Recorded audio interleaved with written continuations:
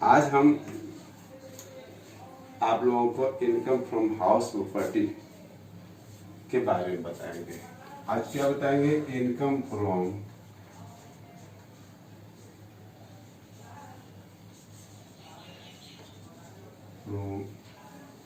House property.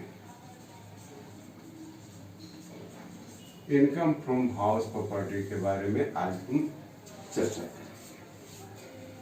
Income from house property आय को निकालने के लिए एक पांच हेडों में एक दूसरा हेड है। जैसा कि हम पहले बताए थे कि पहला हेड होता है इनकम फ्रॉम सैलरी और दूसरा होता है income from house property. Income from house property income tax act 1961 के अंतर्गत सेक्शन 22 से लेकर के सेक्शन 27 तक आता है। आज हम सबसे पहले आप लोगों को बताते हैं कि जो चार्ज किया जाता है टैक्स, जो हाउस प्रॉपर्टी पर जो टैक्स लगाया जाता है, वो टैक्स जो लगाया जाता है, टैक्स जो चार्ज किया जाता है, वो इनकम टैक्स एक्ट 1961 के सेक्शन 22 के अंतर्गत में चार्ज किया जाता है। तो हाउस प्रॉपर्टी यानी इनकम फ्रॉम हाउस प्रॉपर्टी के अंतर्गत में इसको चार्ज किया जाता है। तो सबसे पहले जानिए कि इनकम फ्रॉम हाउस प्रॉपर्टी से इनकम कैसे होता है, कैसे इनकम होता है हाउस प्रॉपर्टी से। हाउस प्रॉपर्टी से इनकम क्या है? यानी जो हाउस प्रॉपर्टी का मतलब हुआ मकान से आय। मकान से आय जो होती है वो उस पर जो आय होती है उस पर जो कर लगाया जाता है, टैक्स जो लगाए जाते हैं, वो कैसे लगाए जाते हैं, इसी पर हम आज चर्चा करेंगे। तो सबसे पहले ये देखेंगे मकान संपत्ति किसको कहेंगे। मकान संपत्ति का मतलब क्या है, संपत्ति का आशय क्या है। मकान संपत्ति का आशय उस मकान से है जिस भूमि पर मकान बना हो। साथ ही साथ मकान संपत्ति से उस संपत्ति से मतलब है जो मकान के अंदर में ही, मकान जो बना हुआ है उसके साथ में ही जो और भी खाली जमीन है उससे भी है। मकान संपत्ति से ऐसा है कि चाहे वह मकान अपना स्वयं रहने के लिए बनाए हो या किराए के लिए उठाए हो, किसी के लिए आप उठाए हो, किराए के लिए या अपने लिए बनाए हो, वो सब जो होते हैं मकान संपत्ति आय के अंतर्गत में आते हैं। अब यह है कि यदि किराए के लिए बनाए हैं तो व्यवसाय के लिए स्थापित है या अपने व्यवसाय के लिए है, तो इसको भी आपको देखना है। तो उस पर आय का कैलकुलेशन हम कैसे करेंगे, यहाँ हम उस पर पूर्णतः वर्णन करेंगे।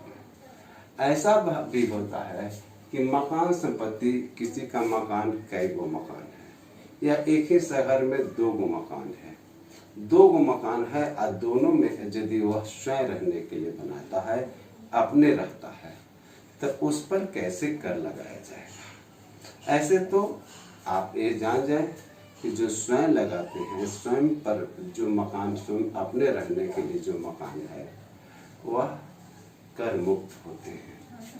लेकिन मान लिया 2 मकान है और 2 मकान एक साथ, 2 मकान है और दोनों मकान में देखा जाएगा तो कर मुक्त किसको होगा? तो कर मुक्त किसी एक ही का होगा। कैसे? जैसे उसमें जो ज्यादा कीमती हो, जो अच्छा ज्यादा होगा, उसी को लिया जाएगा, कम वाला को नहीं लिया जाएगा। ये है। अब यहाँ देखिए मकान संपत्ति से आय के अंतर्गत में हम ये भी देखेंगे कि मकान स्थित कहाँ है? मकान स्थित है कि भारत में है या भारत से बाहर है।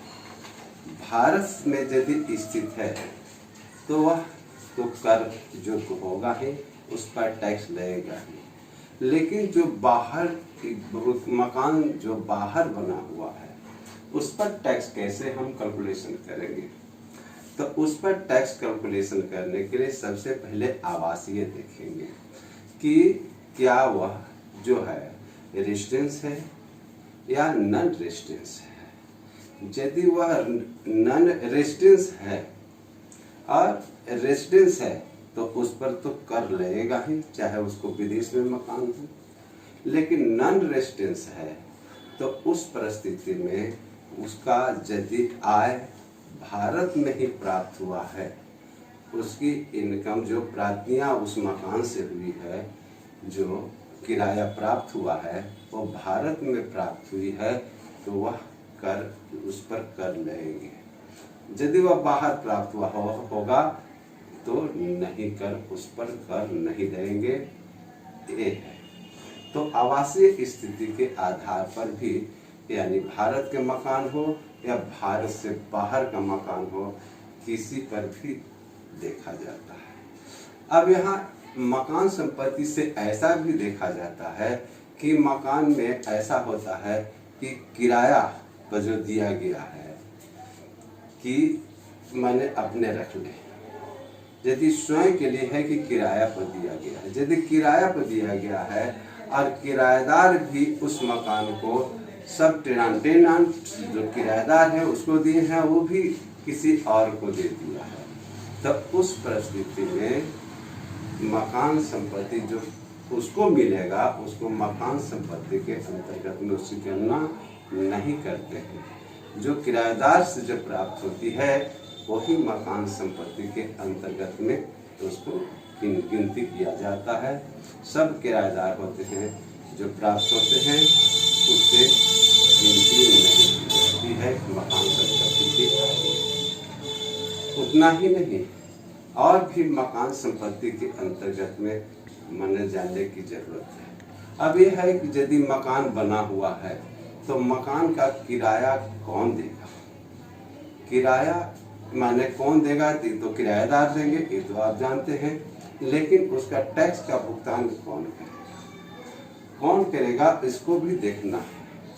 किराएदार माने मकान मालिक करेगा, यानी ऑनर करेगा, मकान का ऑनर करेगा, या वह यदि मकान किसी अपने दूसरे को ट्रांसफर कर दिया है तो वो करेगा। ट्रांसफर यदि कर दिया है, अपने मकान इसी के नाम से है और किसी को दे दिया है कि आप रखें दान में, तो उस पर कौन देगा?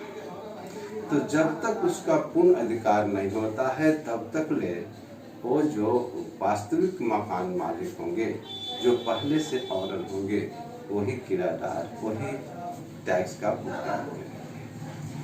अब ये देखना है कि टैक्स का भुगतान कैसे किया जाता है, कर का भुगतान कैसे किया जाता है, मैंने उसका निर्धारण कैसे करते हैं। तो क्या प्रक्रिया है? तो प्रक्रिया है क्या, इसको हम बताते हैं। पहली प्रक्रिया है कि सबसे पहले हम क्या करते हैं कि उसमें हम एसर्टेन पहले करते हैं ग्रॉस एनुअल वैल्यू, यानी पता लगाते हैं। क्या पता लगाते हैं? Ascertain the gross annual value का माने पता लगाते हैं, ग्रॉस एनुअल वैल्यू का पता लगाते हैं। जब ग्रॉस एनुअल वैल्यू का पता हो जाता है, ये पहला कदम है। मैंने किराया देने के लिए कैसे हम कैलकुलेशन करते हैं, कर का निर्धारण करने के लिए सबसे पहले मैंने ग्रॉस एनुअल वैल्यू का पता करते हैं। दूसरा, उसके बाद क्या करते हैं कि उसमें डिडक्शन होते हैं, मैंने उसमें डिडक्ट करते हैं, यानी उसमें घटाते हैं। डिडक्शन नहीं, डिडक्ट करते हैं। डिडक्ट करते हैं म्युनिसिपल टैक्स, यानी उसमें से घटा देते हैं। घटाने के बाद जो आता है वही आता है नेट एनुअल वैल्यू। तो सबसे पहले हम क्या करते हैं, कि कर देने के लिए नेट एनुअल वैल्यू का हम निकालते हैं और उसी के आधार पर house rent, income from house rent हम मालूम करते हैं।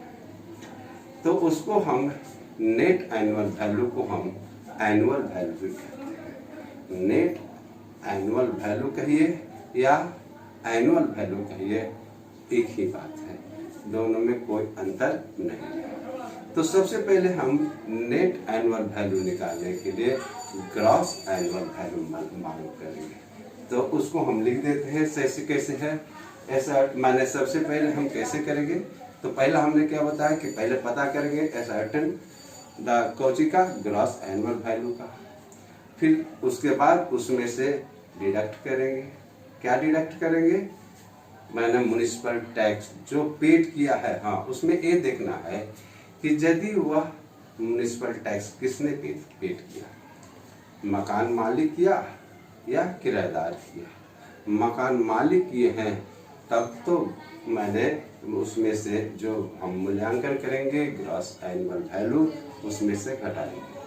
यदि किराएदार किया है तब उसको नहीं घटाया जाता है, उसको नहीं हम लेते हैं। यदि मकान मालिक किया है यानी जो ऑनर है वो किया है तब हम घटाएंगे, और घटाने के बाद जो आता है वही आपको माने नेट एनुअल वैल्यू मालूम होता है। यानी वो हमको वहाँ पहुँच जाते हैं जहाँ हम पहुँचना चाहते हैं, अराइव हो जाते हैं, पहुँच जाते हैं कहाँ, हम नेट एनुअल वैल्यू मालूम करने के लिए। तो इसको हम क्या प्रक्रिया अपनाते हैं, प्रक्रिया के हिसाब से लिख देते हैं। क्या है उस the process of data mining value of net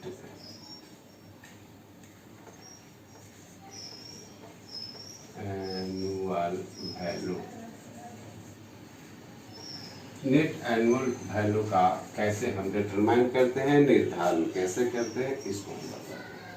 तो पहला स्टेप 1 स्टेप 1, पहला क्या करते हैं, स्टेप 1 लेते हैं। A certain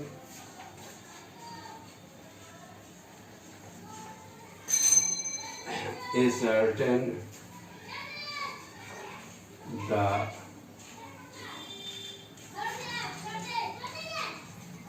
gross annual value. पहला स्टेप क्या है, उसका हम पता लगाते हैं यानी असर्टेन करते हैं। मैंने सबसे पहले पता क्या करते हैं कि उसका ग्रॉस एनुअल वैल्यू क्या है। जब ग्रॉस एनुअल वैल्यू पता हो जाता है तब उसके बाद हम क्या करते हैं, दूसरा स्टेप होगा स्टेप 2। स्टेप 2 क्या करते हैं, स्टेप 2 हम कहते हैं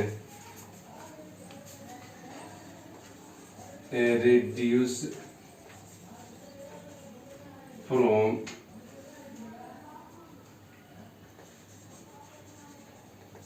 municipal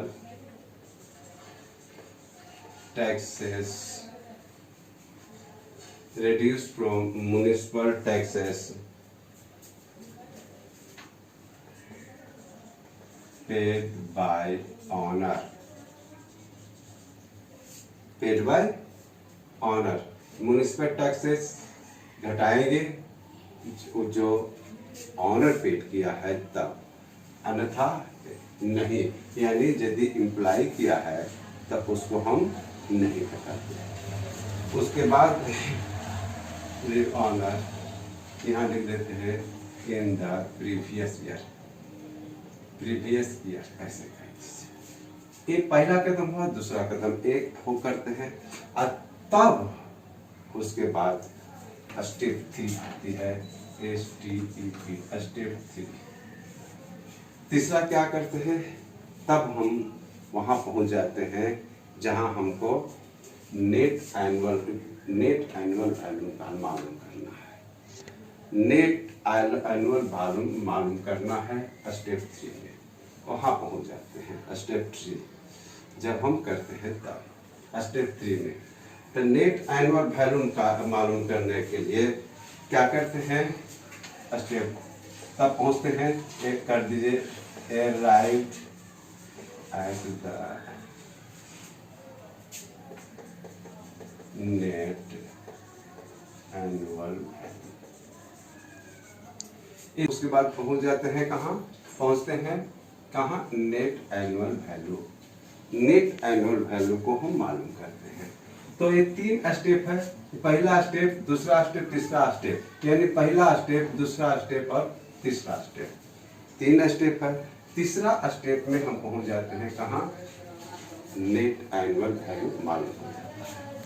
अब यहाँ जब पहले हम ग्रॉस एनुअल वैल्यू मालूम करते हैं, उसके बाद जब उसमें से म्युनिसिपल टैक्सेस जो पेड बाय ऑनर है प्रीवियस ईयर में किया गया है, उसको चाहे वह प्रीवियस ईयर में और पीछे साल का बकाया हो या इन साल का भी बकाया हो, उस सब जो घटाया जाता है उस सब को घटाते हैं। यदि उसके भी पीछे का यदि बकाया वो भुगतान किया गया है तो वो भी आपको रिड्यूस किया जाएगा, घटाया जाएगा।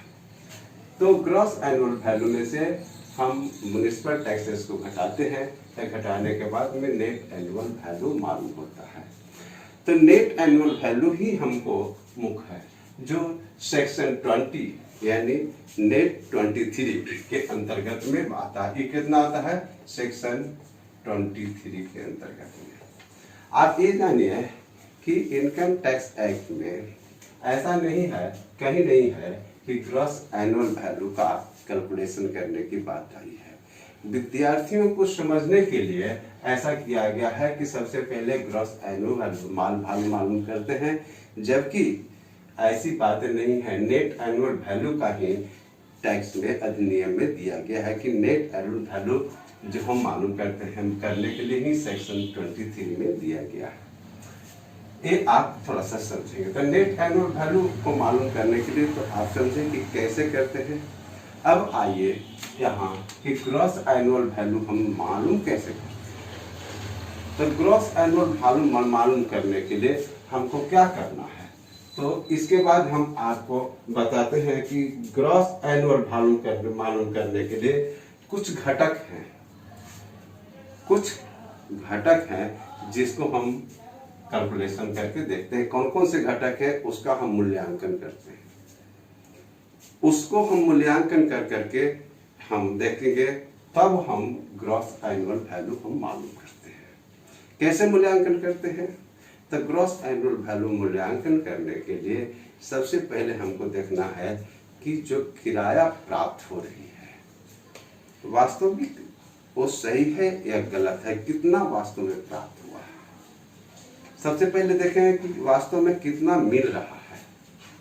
ए है, ए देख लेंगे। किराया मकान है जिस पर वास्तव में कितना मिल रहा है, इसको देखेंगे। और दूसरा देखेंगे कि वास्तव में मिल कितना रहा है उसका, जिसको हम कहेंगे, उसको हम क्या कहते हैं, मैंने एक्चुअल रेंट, उसको हम क्या कहेंगे, एक्चुअल रेंट, समझे। दूसरा है कि एक्चुअल रेंट, इसको हम डे फैक्टो रेंट के नाम से भी जानते हैं, याद कर लीजिएगा। डे फैक्टो रेंट भी कहते हैं या एक्चुअल रेंट भी कहते हैं, या इसको और भी एनुअल रेंट के भी नाम से आप कह सकते हैं। एनुअल रेंट कहिए, डे फैक्टो रेंट कहिए, या उसको मैंने जो बताया एक्चुअल रेंट कहिए, एक ही बात है, कोई अंतर नहीं है। कहीं भी लिखा हुआ रहे, इससे कोई घबराने की जरूरत नहीं है, सब एक ही चीज है। अब यहाँ देखेंगे कि एक्चुअल रेंट कैसे कैलकुलेशन करते हैं। एक्चुअल रेंट का कैलकुलेशन कैसे होता है, उसमें अनरियलाइज्ड रेंट है, जो पहले से अनरियलाइज्ड पर जो वसूल नहीं हुआ है। जैसे मान लीजिए कि रेंट हम किराए पर कहीं मकान किराए पर ले लिए हैं, तो किराए पर लगी है और मान लिया कि साल भर में 2 माह खाली रह गया, यानी वो 2 माह तो रियलाइज नहीं हुआ, रेंट वसूल नहीं हुआ। तो 2 माह जो नहीं वसूल हुआ तो वास्तव में 10 माह ही उससे किराए के प्राप्त हुआ। तो एक्चुअल रेंट कितना हो जाएगा? 10 माह का ही होगा, नहीं कि वह उसको हम यही घटा लेंगे, यानी एनुअल माने एक्चुअल रेंट में ही वही हम घटा लेते हैं यहाँ अनरियलाइज्ड रेंट। ये तो है। उसके बाद पहला तो अनरियलाइज्ड रेंट घटाने के बाद जो आया ये फैक्टर रेंट कहिए या एनुअल रेंट है कहिए, इसको हम कहते हैं। अब आगे आए कि दूसरा जो होगा क्या करेंगे कि उसको फेयर रेंट मालूम करेंगे। फेयर एक्चुअल रेंट तो समझ गए कि एक्चुअल रेंट या डे फैक्टर रेंट आप तो समझ गए। अब आइए फेयर रेंट के बारे में। फेयर रेंट यानी उचित किराया। उचित किराया क्या होता है कि वास्तव में जो उचित होगा, हम किराया कितना ले रहे हैं, लेकिन ऐसा है कि वो मकान कैसा है, जैसे सुसज्जित है, क्या किस तरह का, उचित क्या किराया होगा। उचित क्या बढ़िया किराया, बढ़िया रोड पर है, कहाँ है, उचित क्या होगा किराया। ऐसा तो नहीं ना है कि आप किसी मित्र को या किसी अपने परिवार को कम पर दे दिए हो, लेकिन वास्तव में उचित तो वो नहीं होगा। उचित किराया तो एक होगा जिसको हम फेयर रेंट कहते हैं। कम पर मान लिया कि 4,000 का है और आप अपने मित्र को 4,000 लग रहा है, उसका माने उचित किराया है, और अपने मित्र को 3,000 में पर मंथ के हिसाब से दे दिए हैं। तो उचित किराया तो 4,000 हुआ ना, लेकिन और एक्चुअल रेंट कितना हुआ? 3,000 हुआ, जबकि फेयर रेंट 4,000 होना चाहिए। तो उचित किराया कितना होगा ये भी हम मालूम करेंगे। तो पहला हम कुछ मालूम करेंगे, माने ग्रॉस एनुअल वैल्यू मालूम करने के लिए हम सबसे पहला हम एक्चुअल रेंट मालूम करेंगे। एक्चुअल रेंट या इसको हम कौन कहते हैं? डे फैक्टर रेंट, या इसको हम एनुअल रेंट भी कह सकते हैं। एनुअल रेंट ये भी कह सकते हैं। दूसरा जो है हमको क्या होगा? दूसरा हम क्या करेंगे? उसको फेयर रेंट मालूम करेंगे, यानी उचित किराया, फेयर रेंट मालूम करेंगे। तीसरा अब एक और देखना होगा कि यदि म्युनिसिपैलिटी है तो म्युनिसिपैलिटी जो होता है वो भी लगाती है, म्युनिसिपैलिटी वैल्यूएशन करती है, मूल्यांकन करती है, तो उसको भी हम लेते हैं म्युनिसिपैलिटी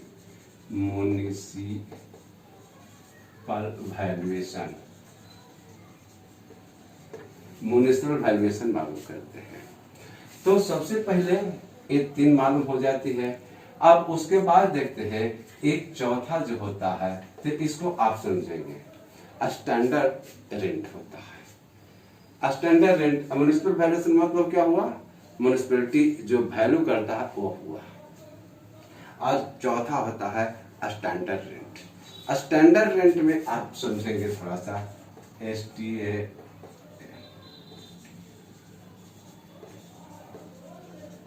स्टैंडर्ड रेंट।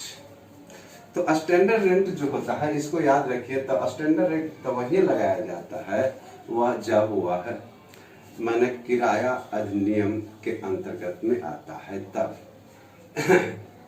किराया नियंत्रण अधिनियम के अंतर्गत में आता है तब, यानी रेंट कंट्रोल एक्ट के अंतर्गत में आएगा तब स्टैंडर्ड रेंट होंगे। ये कब होंगे? जब रेंट कंट्रोल एक्ट के अंतर्गत में आएंगे तब आपको स्टैंडर्ड रेंट होंगे। यदि रेंट कंट्रोल एक्ट के अंतर्गत में नहीं आएंगे तो ये तीनों ही किराया होंगे। और यदि रेंट कंट्रोल एक्ट के अंतर्गत में आते हैं तो उसमें एक स्टैंडर्ड किराया भी हो जाएगा, जिसको हिंदी में हम मानक किराया भी कह सकते हैं या प्रमाणित किराया भी कह सकते हैं। उसको लगाया जाता है। यदि रेंट कंट्रोल एक्ट के अंतर्गत में आते हैं, कवर करता है तब, यदि रेंट कंट्रोल एक्ट कवर करता है तब, और नोट कवर होगा तो ये नहीं होंगे। ये तीनों पर ही कैलकुलेशन करते हैं। तो तीनों पर कैलकुलेशन कैसे करते हैं इसको देखिए।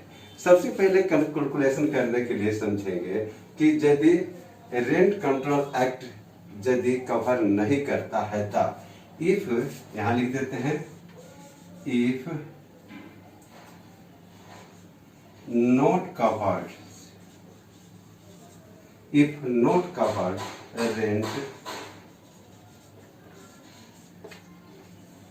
कंट्रोल एक्ट, अगर रेंट कंट्रोल एक्ट नहीं कवर करता है तब ये तीनों के आधार पर देखेंगे। कैसे देखेंगे? देखने का तरीका यही है कि इन तीनों में से जो ग्रेटर, जो सबसे बड़ा होंगे, जो सबसे अधिक होगा, उसी को हम ग्रॉस एनुअल वैल्यू, इन तीनों में से जो ग्रेटर होंगे, जो सबसे बड़ा होंगे, यानी इन तीनों में ईच एवर इज ग्रेटर, यहां लिख देते हैं each ever is greater, each ever is greater, वही ग्रॉस एनुअल वैल्यू होगा। आप समझ गए होंगे, अच्छी तरह से समझ गए होंगे कि जब नॉट कवर्ड कंट्रोल एक्ट है, जब नॉट कवर्ड एक्ट कंट्रोल होंगे तो ये तीन किराया होंगे। तीनों में से जो अधिक होगा, जो बड़ा होगा, जो सबसे बड़ा होगा, यानी व्हिच एवर इज ग्रेटर, उसको हम ग्रॉस एनुअल वैल्यू मानते हैं, उसी को हम ग्रॉस एनुअल वैल्यू कैलकुलेशन करते हैं। ये तो नॉट कवर्ड समझ गए, अच्छी तरह से समझ गए होंगे। अब आप आइए कि यदि वह रेंट कंट्रोल एक्ट के अंतर्गत में एक स्टैंडर्ड रेंट आ गया है, तब उसका हम कैलकुलेशन कैसे करते हैं, कैसे हम ग्रॉस एनुअल वैल्यू हम निकालते हैं, इसको थोड़ा सा समझने की चीज है। तो इसको निकालने के लिए हम क्या करेंगे, ऐसे हम दोनों को उदाहरण द्वारा हम समझाएंगे, अभी समझ जाएं कैसे निकालते हैं। इसमें 4 हुआ, तो सबसे पहले हम क्या करेंगे कि एक्चुअल रेंट और फेयर रेंट, म्युनिसिपल वैल्यू, एक तीनों को देखते हैं। तो सबसे पहले हम फेयर रेंट, म्युनिसिपल रेंट और ये दोनों को देखते हैं। इसको हम क्या करेंगे निकालने के लिए, सबसे पहले हम क्या करेंगे कि मैंने ये दोनों को देखते हैं, एक हम परफॉर्मा के द्वारा हम समझाते हैं, थोड़ा सा हम मिटाते हैं। जब रेंट कंट्रोल एक्ट के अंतर्गत में यदि वह कवर करता है, तब हम कैसे ग्रॉस एनुअल वैल्यू का कैलकुलेशन करते हैं, इसको एक चार्ट के द्वारा अच्छी तरह से आप समझ सकते हैं। तो चार्ट देखिए, सबसे पहले उसमें हम बताए थे अभी कि 4 चीजें होती है। कौन कौन सी होती है? एक म्युनिसिपल वैल्यूएशन होता है, दूसरा फेयर रेंट होता है, तीसरा होता है स्टैंडर्ड रेंट होता है, और चौथा होता है एक्चुअल रेंट या डे फैक्टो रेंट होते हैं। तो इन चारों में हम तुलना करते हैं। तो सबसे पहले हम लिख देते हैं कि यहाँ से शुरू करते हैं कि सबसे पहले हम लिखते हैं म्युनिसिपल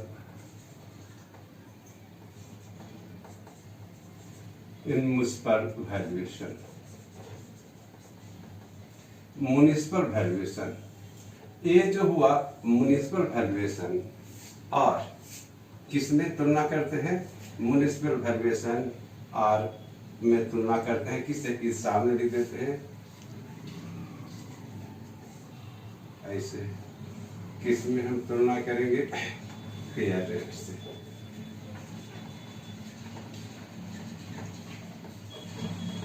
ये दोनों में हम तुलना करते हैं। तो एकरा में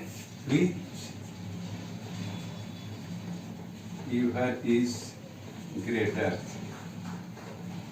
which ever is greater, ये दोनों में जो बड़ा होगा, ये दोनों में जो बड़ा होगा, इसको हम कुछ कहेंगे एक्सपेक्टेड रेंट, इसको हम कुछ कहेंगे एक्सपेक्टेड रेंट,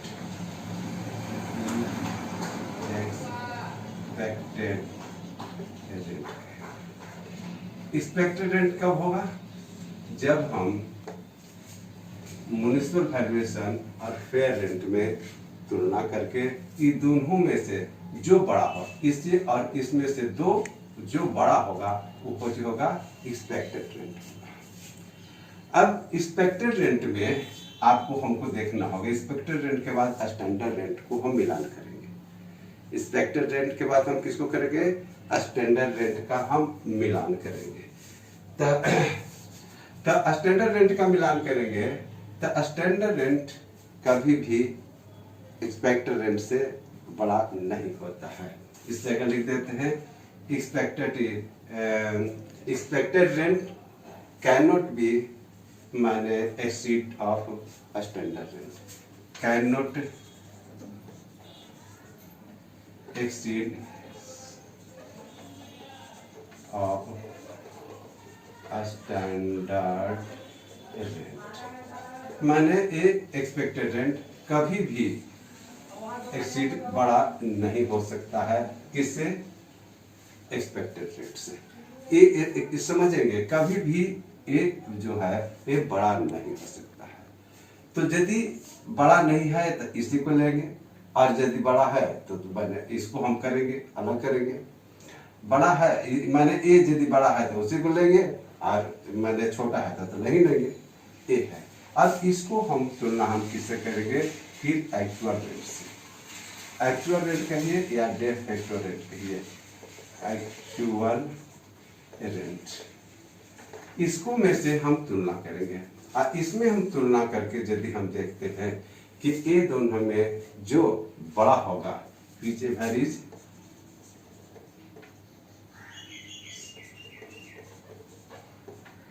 इज ग्रेटर,